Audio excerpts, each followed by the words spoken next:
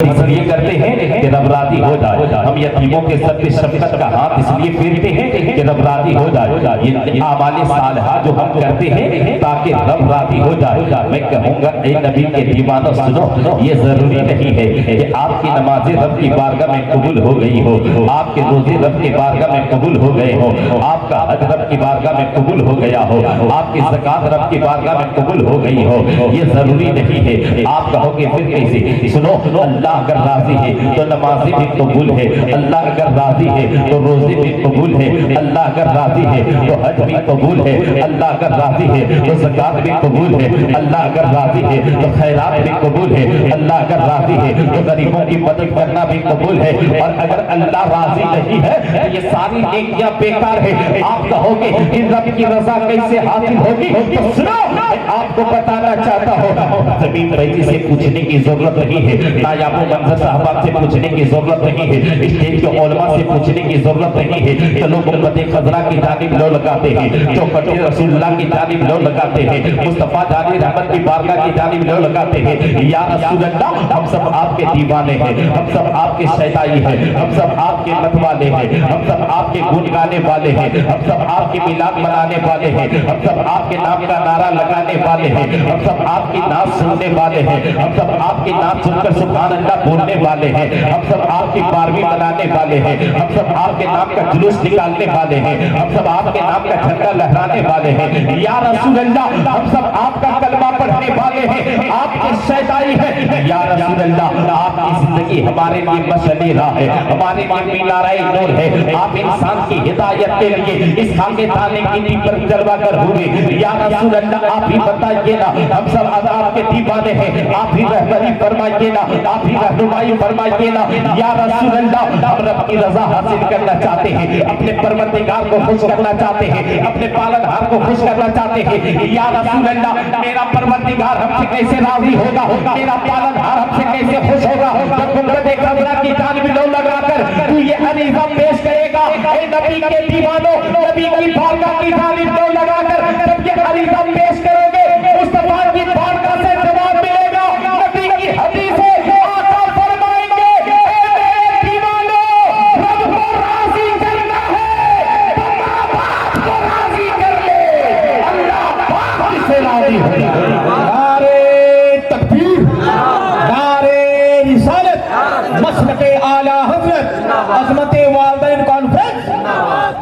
ماں باپ کو راضی کر لے, اللہ پاک تجھ سے راضی ہو جائے گا. اگر ماں باپ تجھ سے ناراض ہے, اگر تجھ نے کسی بات کوئی ایسی بات کہی ہو جس سے ماں باپ کا دل چھنی ہو گیا ہے, اگر ماں باپ تیری وجہ سے روئے ہیں, ماں باپ کے آنکھوں میں آنسو آئے ہیں, اگر تو نے ماں باپ کو دکھ پہنچایا ہے, اگر تو نے ماں باپ کو رلایا ہے, حج پہ حج کر لو, عمرہ پہ عمرہ کر لو, مسجد کا کونا پکڑ کر تسبیح کے دانے گنتے رہو, سجدے پہ سجدے کرتے چلے جاؤ, رکوع پہ رکوع کرتے چلے جاؤ, قیام پہ قیام کرتے چلے جاؤ, تشہد پہ تشہد کرتے چلے جاؤ. یاد رکھنا, یہ ساری نیکیاں میدان محشر میں منہ پہ مار دی جائے گی.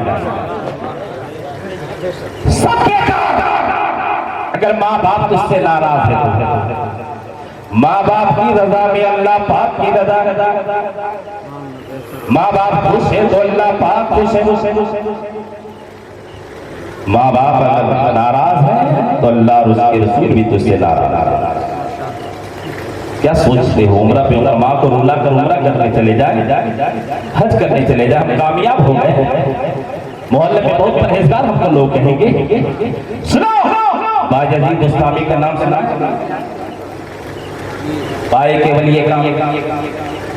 ایک دن قرآن مقدس کی تلاوت کرتے ہیں, 21ویں پارے میں ایک آیت کریمہ پر نگاہ پڑی, انشکرنی ولوالدیک, اے میرے بندو تم میرا بھی شکریہ ادا کرو, اپنے ماں باپ کا بھی شکریہ ادا کرو.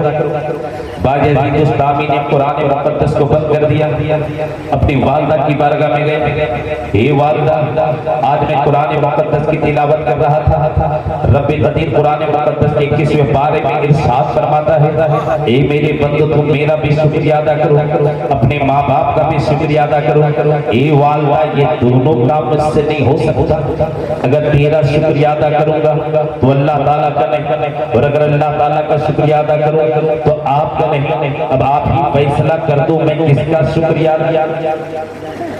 تو ماں نے پیار بھرے لہجے میں پکار کر کہا اے بیٹا دادا تو اللہ ہی کا شکریہ ادا کر، میرا شکریہ ادا کرنے کی درکار نہیں ہے، میرا شکریہ ادا کرنے کی ضرورت نہیں ہے۔ بایزید بستانی نکلے، اپنے کمرے میں داخل ہوئے، گدڑی لباس زیب تن کیے، سیدھے جنگل کی طرف نکل گئے۔ گھنے جنگل میں جا کر خدا کی عبادت و ریاضت کرتے ہیں، کبھی بیچ صحرا میں خدا کی عبادت کرتے ہیں، کبھی ندی کے کنارے خدا کی عبادت کرتے ہیں، کبھی نالے کے کنارے خدا کی عبادت کرتے ہیں، کبھی پہاڑ کی کے اندر جا کر خدا کی عبادت کرتے ہیں، کبھی پہاڑ کی چوٹی میں جا کر خدا کی عبادت کرتے ہیں، برسوں خدا کی عبادت و ریاضت کرتے رہی، لیکن خدا نہ ملا، خدا کی رضا نہ ملی۔ ایک دن امام جعفر صادق رحمت اللہ علیہ سے ملاقات ہوتی ہے۔ یہ امام جعفر صادق کون ہے؟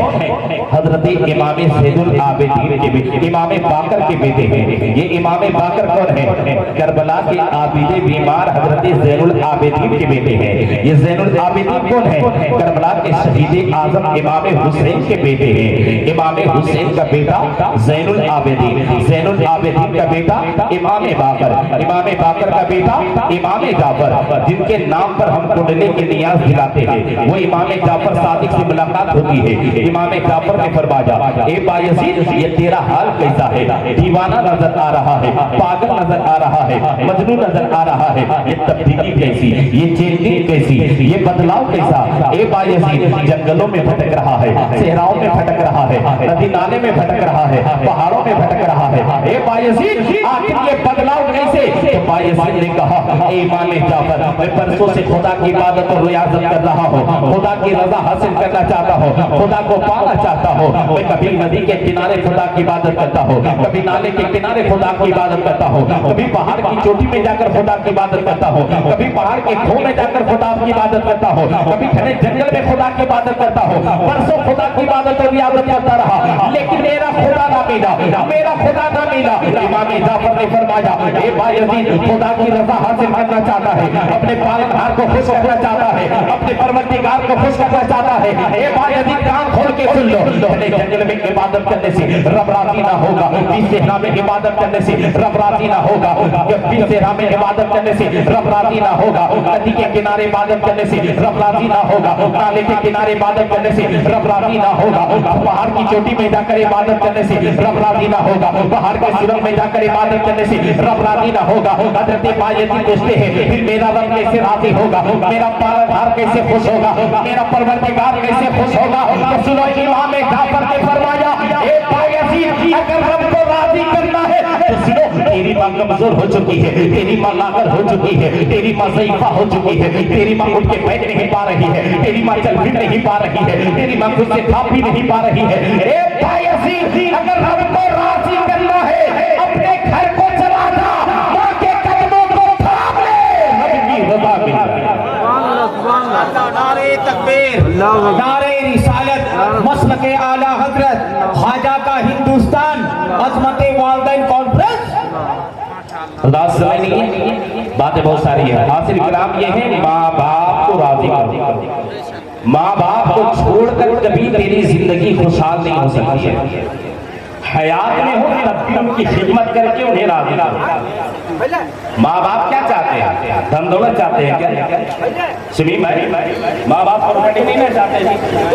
ارے وہ تو اتنے بڑے سخی ہیں سب اپنے بیٹوں میں بانٹ دیے۔ ماں باپ اتنے بڑے سخی ہیں، خون پسینے کی گاڑھی کمائی سے جو پراپرٹی اکٹھا کیا ہے اپنے بیٹوں میں بانٹ دیا۔ وہ کچھ نہیں چاہتے، صرف بڑھاپے میں یہی چاہتے ہیں کہ ہمیں 2 وقت کی روٹی مل جائے، بیمار پڑ جاؤں تو علاج کروا دیا جائے، پاؤں ہاتھ دکھے تو میرے ہاتھ پاؤں میں تھوڑا مالش کر دیا جائے۔ اتنا اگر کوئی بیٹا اگر کرتا ہے تو ماں باپ کا دل گدگد ہو جاتا ہے۔ تو جب تک حیات میں ہو آپ ان کی خدمت کرتے رہیے اور انہیں راضی رکھیے، انہیں خوش رکھیے، اللہ اور اس کے رسول تجھ سے راضی رہے گا اور پھر تیری زندگی خوشحال ہو جائے گی۔ اور جب انتقال کر جائے تو ان کے حق میں ایصال ثواب کر کے ان کی روح کو خوش کیجئے، آپ کی زندگی خوشحال ہو جائے گی۔ آج کے محفل پاک مرحومہ زبیدہ خاتون کے بیٹوں نے اس محفل کا انعقاد کیا۔ یہ مرحومہ زبیدہ خاتون جناب شمیم فیضی صاحب کے والد گرامی مرحومہ زبیدہ خاتون میرے والد صاحب ایک ساتھ ڈیوٹی کرتے تھے ایک ہی جگہ. اللہ تعالیٰ ان کی روح کو قبر میں راحت و آرام عطا فرمائے، ان کی روح کو خوش رکھے. تو یاد رکھیے ماں باپ مثال پر جائیں تب پھر ان کی خدمت کیا گئی. آپ کہو گے جب تک حیات میں ہیں بیمار پڑ گئے ہمیں علاج کروا دیا، پاؤں ہاتھ دکھ رہے ہیں جا کر تھوڑا مالش کر دیا، پھل فروٹ کی ضرورت ہے لا کر میں نے دے دیا، کپڑے بوسیدہ ہو گئے نئے کپڑے لا کر سلوا دیے، نئے کپڑے لا کر دے دیے. اگر کسی طرح سے کوئی پریشانی ہے تو ان پریشانیوں کا حل نکالا کرتے تھے. ہم ان کی تمام پریشانیوں کو دور کیا کرتے تھے، لیکن وہ قبر کی کالی کوٹھی میں چلے گئے ہیں. ماں باپ جناب عابد صاحب سعدی صاحب ان بھائیوں کے والد گرامی اور ان کی والدہ قبر کی کالی کوٹھی میں جا چکے ہیں. اب کی راضی کریں گے تو کیسے راضی کریں گے؟ حیات میں تھے تو راضی کرتے رہے، لیکن اب قبر کی کالی کوٹھی میں چلے گئے. اب وہاں دوائی کی ضرورت نہیں ہے، اب وہاں مالش کی ضرورت نہیں ہے، اب وہاں کمبل کی ضرورت نہیں ہے، اب وہاں بچھونے کی ضرورت نہیں ہے، اب وہاں علاج و معالجہ کی ضرورت نہیں ہے، اب وہاں پھل فروٹ کی ضرورت نہیں ہے، اب وہاں کھانے پینے کی چیزوں کی ضرورت نہیں ہے. قبر کی کالی کوٹھی میں وہ چلے گئے. اب خدمت کیسے کریں گے؟ سنو، ان کی روحیں پکار کر کہتی ہے اے میرے بیٹو جب تک حیات میں تھے تو میری خدمت کر کے مجھے راضی رکھتا تھا، میرا خیال رکھا کرتا تھا، بیمار پڑ جاتے تھے تو علاج کروا دیا کرتا تھا، ہاتھ پاؤں دکھتے تھے مالش کر دیا کرتا تھا. اے میرے بیٹو آج میں قبر کی کالی کوٹھی میں آ گئی ہوں. اے بیٹو یہاں پر بسترے کی ضرورت نہیں ہے، یا کمبل کی ضرورت نہیں ہے، یا پنکھے کی ضرورت نہیں ہے، یا کولر کی ضرورت نہیں ہے، یا ٹائلس و ماربل کی ضرورت نہیں ہے، یا لائٹ کی ضرورت نہیں ہے. اے میرے بیٹو یہاں دوائی کی ضرورت نہیں ہے، یا پھل فروٹ کی ضرورت نہیں ہے، یا شربت کی ضرورت نہیں ہے، یا ORS کے گھول کی ضرورت نہیں ہے.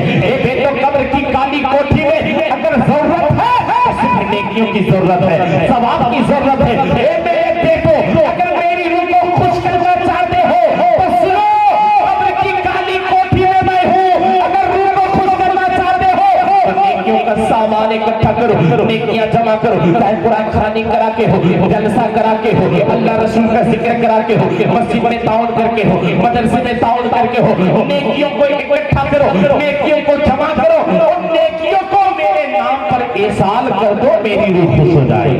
نعرے تکبیر، نعرے رسالت، مسلک اعلی حضرت عظمت